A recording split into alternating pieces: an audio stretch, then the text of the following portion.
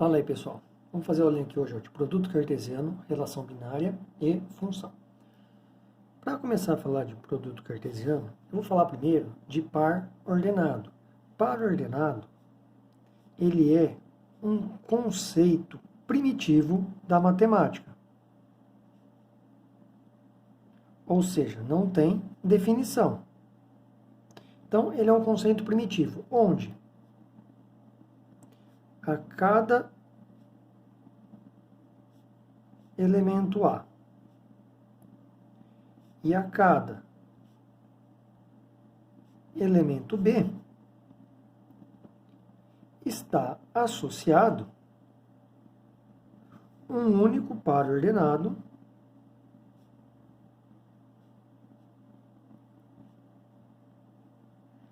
um único par ordenado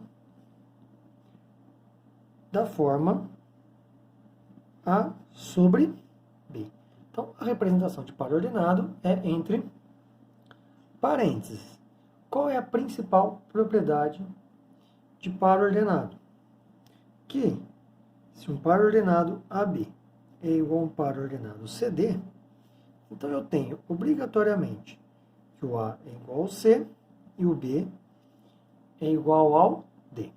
Nesse caso aqui, em par ordenado, a ordem dos elementos importa. No caso, o A é o primeiro elemento e o B é o meu segundo elemento.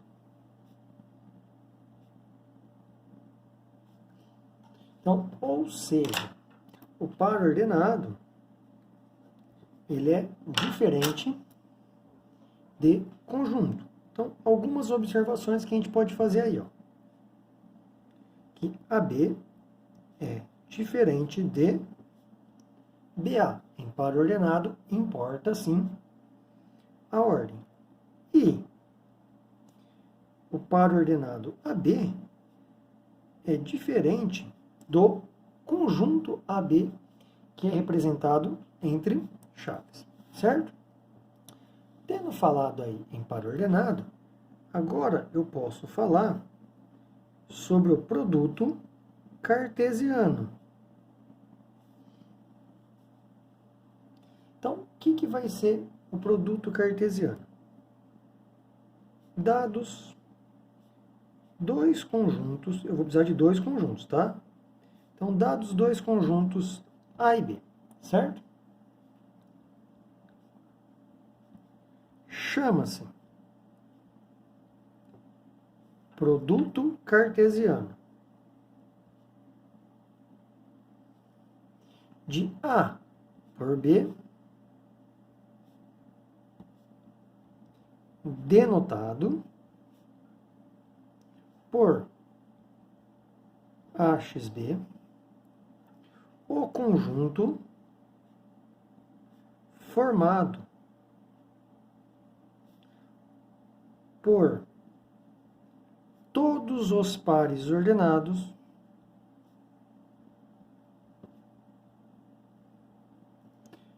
da forma XY com X pertencente ao conjunto A e Y pertencente ao conjunto B. Então,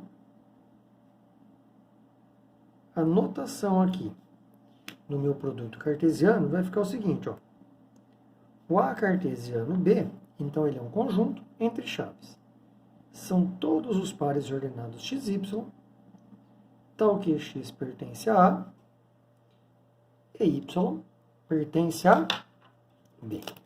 Vamos ver um exemplo aí, de como montar um produto cartesiano, certo? Então, como exemplo aí, vamos pegar dois conjuntos. Vamos pegar o conjunto A aqui, vamos pegar letras AB. E o meu conjunto B, vou pegar números 1, 2, 3, ok? Então, o que vai ser o produto cartesiano A sobre B? Então, ele é um conjunto, e dentro desse conjunto, os elementos serão o quê? Pares ordenados, sendo o primeiro elemento do A e o segundo elemento vindo do conjunto B. E, pela notação, são um conjunto formado por todos. Então, eu preciso montar todas as possibilidades possíveis. Então, eu posso montar um par ordenado com o A e o 1, um outro elemento com o A e o 2 e o A com o 3. Então, o elemento A se relacionou com todos do B. Agora, eu pego o elemento B e relaciono com todos do A. B com 1, B com 2, B com o 3. Então, aqui eu montei o meu produto cartesiano AB. Notem também que se eu inverter a ordem do A com o B, eu posso fazer aqui, olha lá, o produto cartesiano de B com A. Agora, o primeiro elemento vai vir do conjunto B e o segundo elemento vai vir aonde? Do conjunto A. Então, vai ficar 1 com o A e 1 com o B. 2 com o A, 2 com o B. E 3 com o A, 3 com o B.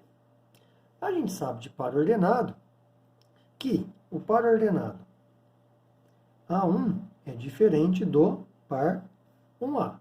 Então, portanto, a gente conclui que o produto cartesiano de A vezes B é diferente do produto cartesiano de B por A. Que mais? Essa é a representação numérica de um produto cartesiano.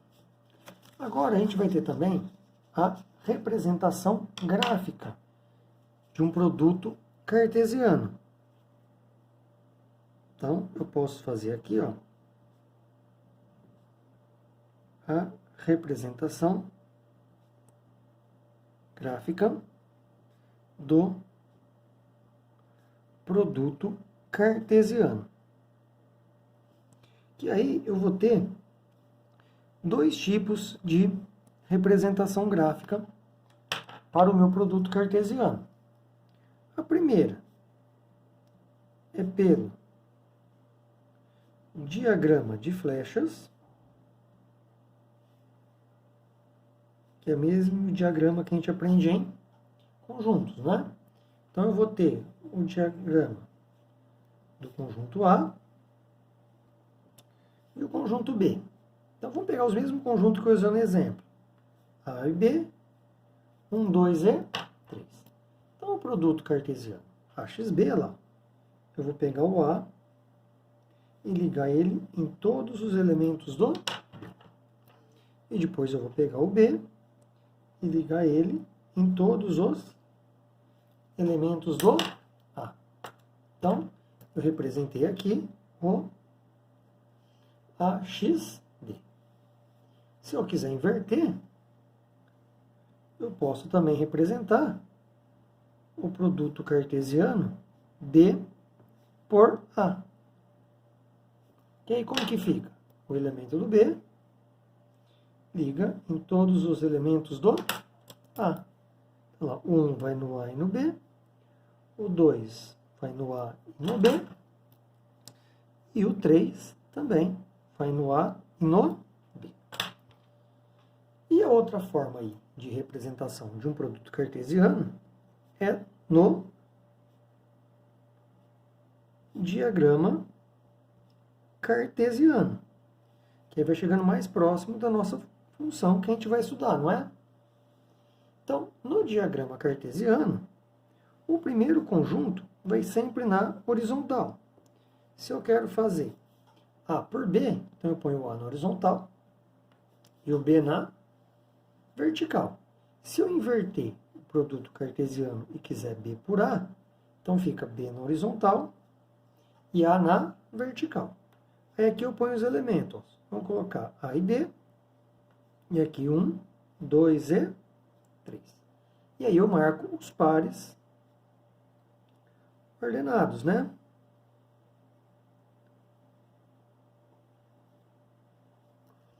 Então eu tenho aqui, ó, o A com 1, A com o 2, A com o 3, B com 1, B com o 2, B com o 3. O mesmo aqui, ó, agora na horizontal vai o conjunto B E na vertical, o conjunto A. E aí, eu marco os meus pontos no diagrama cartesiano. Um com A, um com B. 2 com A, 2 com B. 3 com A, 3 com B. Então, aqui eu tenho as duas formas de representação do meu produto cartesiano. O que mais que eu tenho que saber de produto cartesiano? A gente tem que saber o número de elementos do produto cartesiano. Então, às vezes, os meus conjuntos vão ser mais numerosos, não é? Então, você não vai montar inteiro. A gente tem que saber o número de elementos que pode ter um produto cartesiano. Então, aqui é o seguinte, ó, se a gente pegar no nosso exemplo, um conjunto A tinha 2 elementos e o B tinha 3. Como eu vou relacionar um elemento do A com todos do B? Isso aqui é um produto, não é? Eu vou fazer o número de elementos que eu tenho no A multiplicar pelo número de elementos que eu tenho no B. Então, se o A possui N elementos e o B possui M elementos,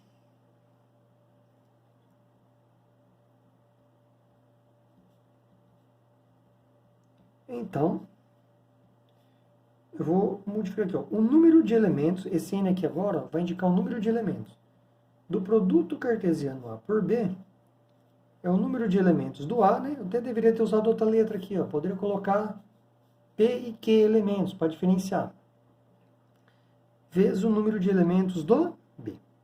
Então, o número de elementos de A cartesiano B fica N vezes M. Então, é o número de elementos do A vezes o número de elementos do B. Então, fica fácil comprovar, não é lá? No exemplo, o A tinha 2 elementos e o B 3. 2 vezes 3, eu tenho aí os meus 6 pares ordenados. Então, tendo visto a parte de par ordenado e produto cartesiano, a gente pode estudar agora o que a gente chama de relação binária.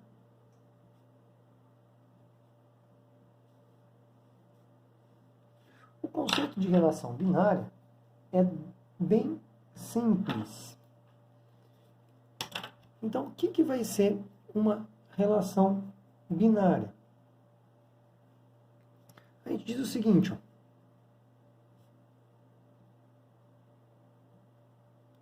Uma relação binária de A em B, denotada por f de A em B, será qualquer subconjunto do produto cartesiano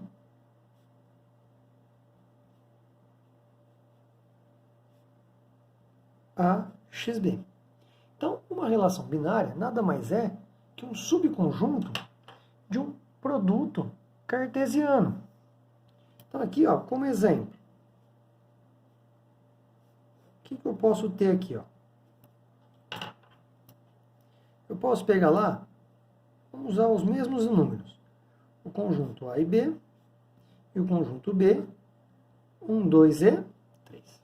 Então, a gente viu que vamos pegar o AXB, né? Ficou A1, A2, A3, B1, B2, B3, não é? Então, isso aqui é um conjunto com 6 elementos. Cada par ordenado aqui, né? Representa o quê? Cada par ordenado representa um elemento do meu conjunto. E a gente viu lá, nos conceitos de conjunto, como fazer subconjuntos, né? Então eu posso falar aí, ó. Vamos chamar aqui, ó, uma relação binária, F1 de A em B, pode ser o A1 com o B3. Esses elementos tem no produto cartesiano. Então isso aqui é um subconjunto do produto cartesiano. Se ele é um subconjunto do produto cartesiano, então ele é uma relação binária. Eu posso pegar aí, ó, uma relação binária F2, também de A em B, sendo vazio com o A3. Então lembra de teoria de conjunto? O vazio está dentro de qualquer conjunto. E o A3 também está aqui. Então, isso aqui é um subconjunto do produto cartesiano. Se é um subconjunto, então é uma relação binária. A representação gráfica de uma relação binária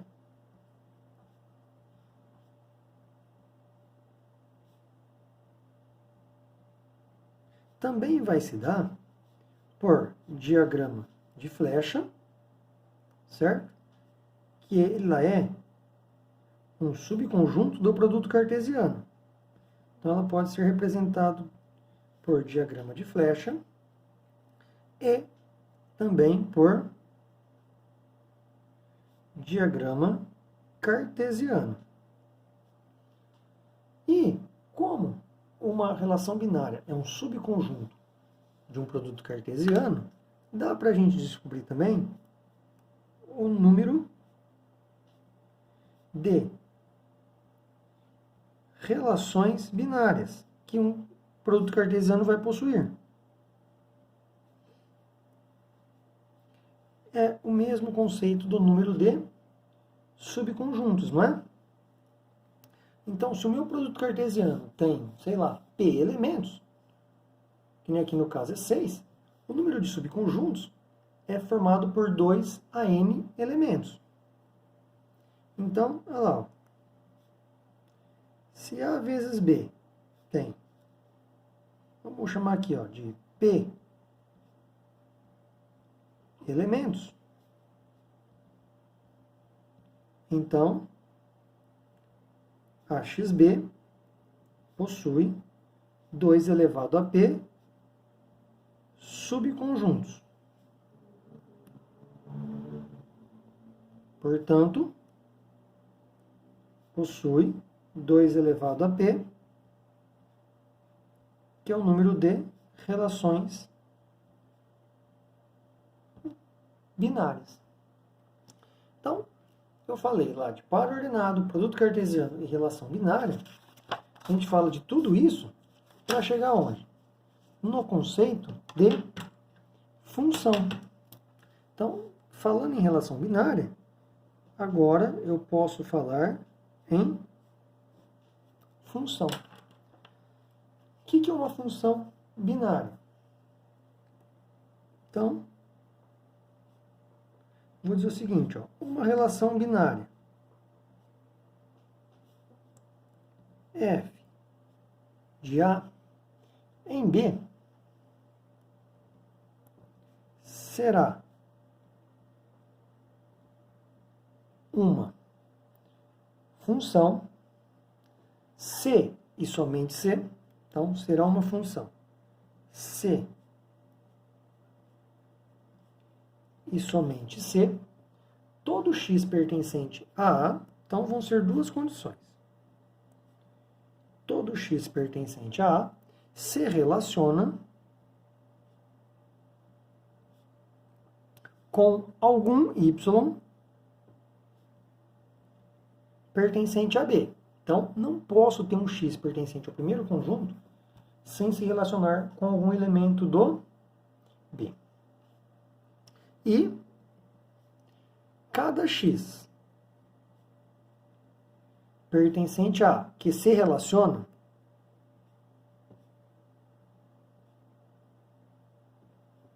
relaciona-se com um único y pertencente a B.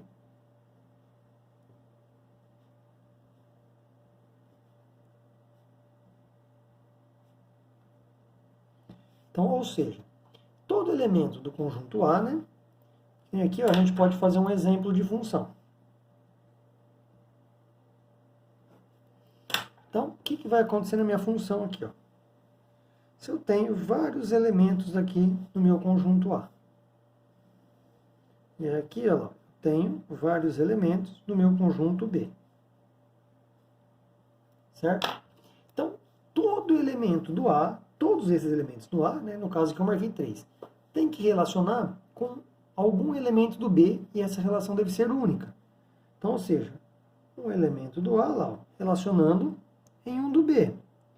Um outro elemento do A em outro do B. Pode dois elementos do A relacionar no mesmo elemento do B?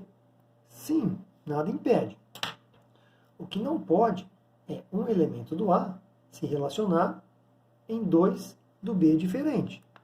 Então, no caso aqui, olha lá, f é uma função. Então, importa conjunto A. Quando que não seria função?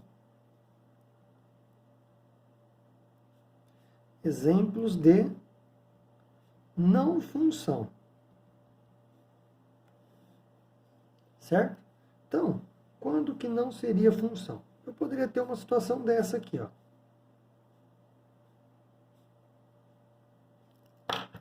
Eu posso ter algum elemento do A sem se relacionar com nenhum do B. Então, isso aqui não é função. Ou eu posso ter também algum elemento do A relacionando com mais um elemento em B. Olha lá, esse elemento do A vai se relacionar com dois do B. Então, nesse exemplo aqui, ó, também não é função. O que a gente vai ter que saber de função? Como a função é uma relação binária, a sua representação gráfica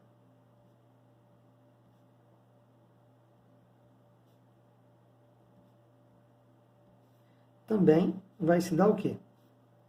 Por diagrama de flecha e diagrama de flecha e diagrama cartesiano. Então, eu posso relacionar ela no diagrama de flecha, como eu fiz acima, como posso passar uma função também para o diagrama cartesiano. O que mais que a gente vai precisar saber de função?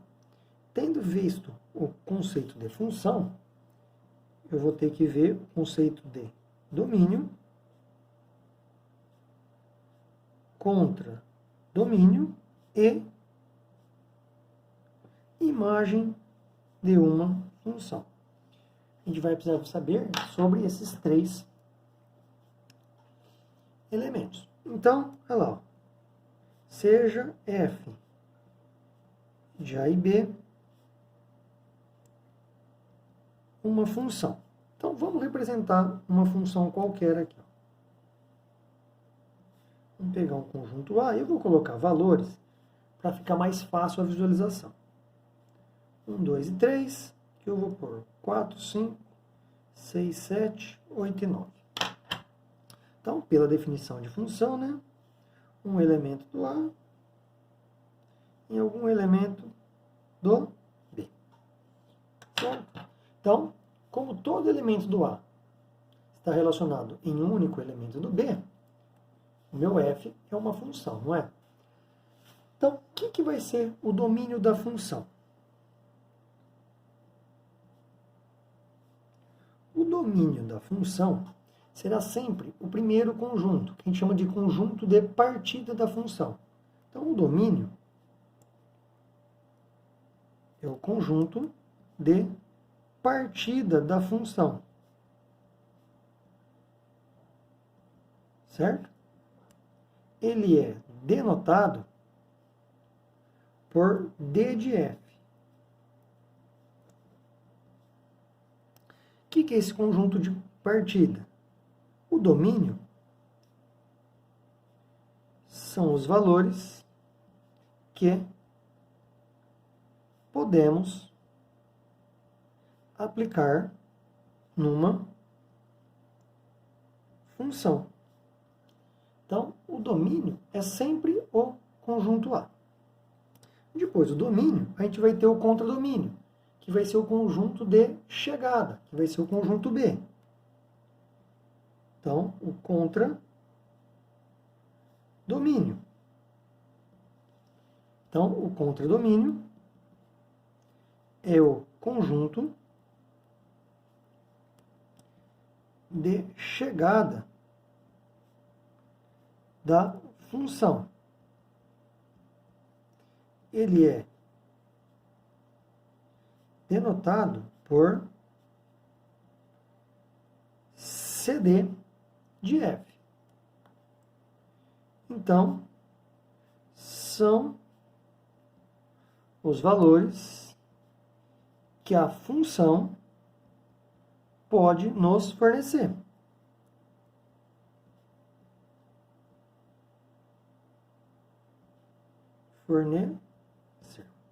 Então, o domínio são os valores que eu posso aplicar na função e o contradomínio são os valores que a função pode fornecer. Que nem no caso do exemplo aqui, ó, desse diagrama de flecha, eu concluo que o f de 1, quando eu apliquei 1 na função, encontrei o valor 4. Que o f de 2 é 8. E que o f de 3 é 7. Então, esse é o conceito de função. Tá, mas aqui eu tinha mais valores que ela podia me fornecer. E ela só me forneceu o 4, o 8 e o 7. Então, esses valores fornecidos pela função é o que a gente chama de imagem. Então, imagem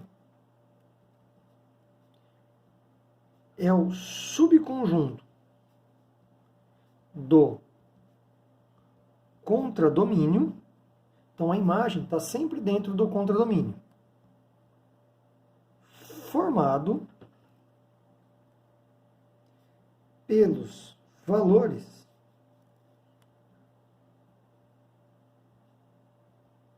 fornecidos pela função. Ok? Então, no caso aqui, ó, a minha imagem será o conjunto 4, 8 e 7. A imagem é denotada por imagem de F. No caso aqui, ó, do meu exemplo, eu poderia falar que a imagem de F é o 4, o 7 e o 8. Então, a gente viu aí, ó, o conceito de domínio, contradomínio e imagem. O que mais que a gente vai ver agora de função? Como reconhecer uma função por diagrama cartesiano?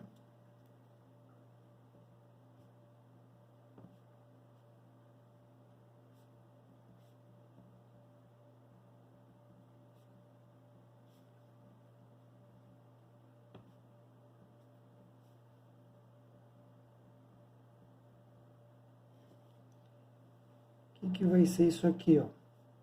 A gente viu como reconhecer uma função no diagrama de flecha. Agora, se eu tiver um diagrama cartesiano, como que eu sei que um gráfico cartesiano é ou não é função? Então, a princípio, eu vou fazer o seguinte.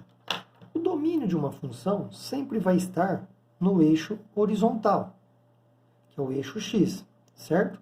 E o contradomínio vai estar sempre o quê? No eixo vertical. Então, se eu pegar um gráfico aleatório aqui, olha lá, para reconhecer se é função ou não, a gente vai traçar várias retas verticais por todo o domínio da função. Toda reta vertical deve cortar o gráfico e cortá-lo em um único ponto apenas.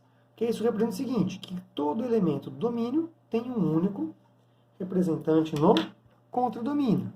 Então, a gente traça retas verticais por todo o domínio da função e toda reta deve cortar o gráfico e fazê-lo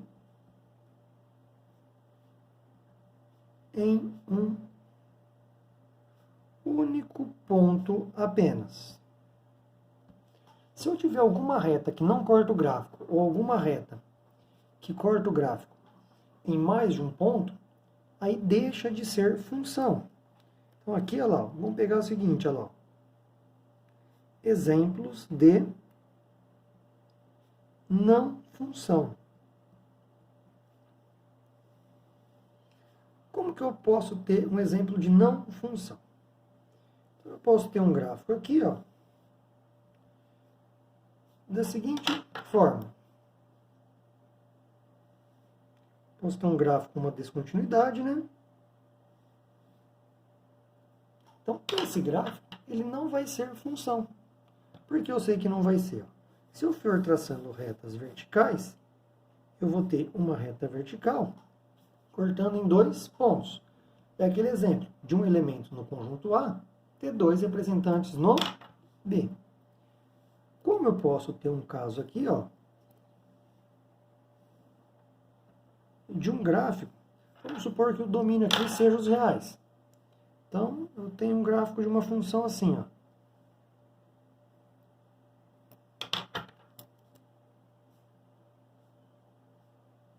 Certo? Vocês vão perceber que aqui, ó, eu tenho um espaço no eixo x que não tem gráfico. Então vai depender muito do domínio da função. Porque no caso aqui, ó, se o domínio for todo o eixo x, eu vou ter retas sem cortar o gráfico. Então eu vou ter elemento no conjunto A sem representante no B. Para isso, a gente pode, em muitos casos, ter que fazer o quê? A determinação do domínio de uma função.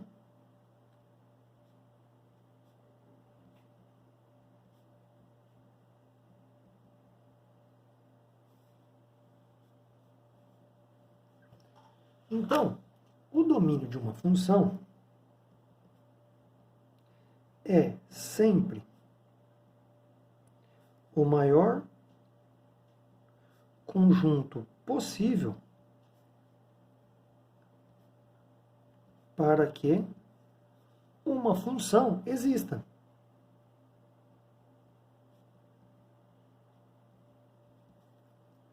Então, ou seja, no caso aqui, o maior conjunto possível é o conjunto dos reais. Se eu pego como exemplo aqui, ó, uma função do primeiro grau, 2x mais 1. Ela não tem nenhum problema, nenhuma implicação com o valor de x. Então, o domínio da função pode ser todo o conjunto dos reais. Mas, vamos chamar de g aqui, ó. Se eu pego uma função g, da forma assim, ó, x mais 1 sobre x menos 3. Vocês vão reparar que se eu substituir o x por 3, embaixo vai dar zero.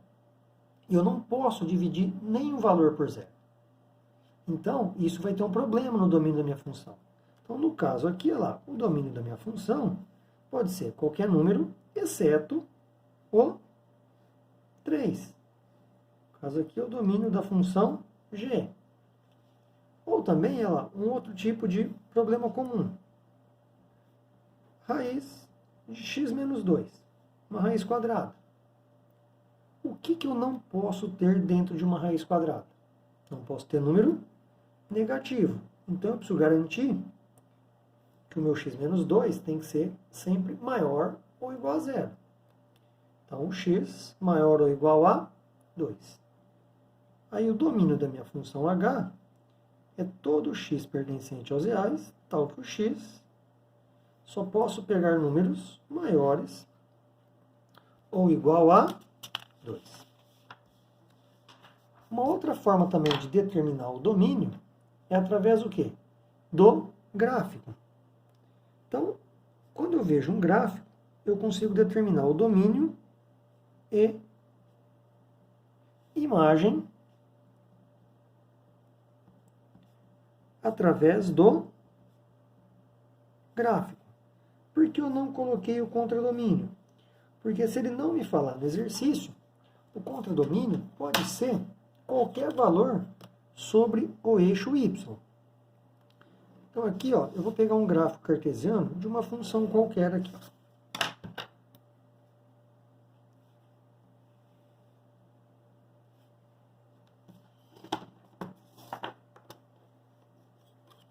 Vou desenhar uma função aleatória, tá bom? E aí eu também vou colocar valores aleatórios. Vamos colocar aqui, ó, menos 2, menos 3, né? Aqui é 0. Eu vou colocar menos 4, menos 1, 3, 1, 3. Vamos pôr aqui, ó, 6. E aqui 4. Então, olhando para esse gráfico, eu sei que tem um buraco aqui nessa minha função. Se eu determino o domínio do menos 4 até o 6, eu vou ter valores aqui dentro que não vão ter representantes. Aí deixa de ser função. Então, determinar o domínio é você determinar o maior conjunto possível para que esse gráfico seja uma função. Então, é igual falou, o domínio está sempre no eixo horizontal. E no eixo vertical vai estar o contradomínio e a imagem. Então, no caso aqui, olha lá, se a bolinha aberta entra, eu vou começar aqui, ó, minha função ela vai vir do menos 4 até o menos 1. E depois ela retorna do 1 até o 6. Então, eu posso falar que o domínio da minha função f é o conjunto do menos 4 ao menos 1, união com 1 até o 6. E o conjunto imagem é do ponto menor até o maior de onde a função vai. Ó. Desse lado do gráfico, está indo do menos 2 ao 3. Só que dessa parte da direita, ele está vindo, olha lá, ó, continuamente do menos 3, poderia ter intervalo aberto também, sabe? Um espaço sem gráfico. Colocaria como eu coloquei no domínio. Mas aqui ele está indo de forma contínua. Do menos 3 até o 4. Então eu posso falar que a imagem de f é o conjunto de todos os números do menos 3 até o 4. Então a gente conclui aí essa aula de função.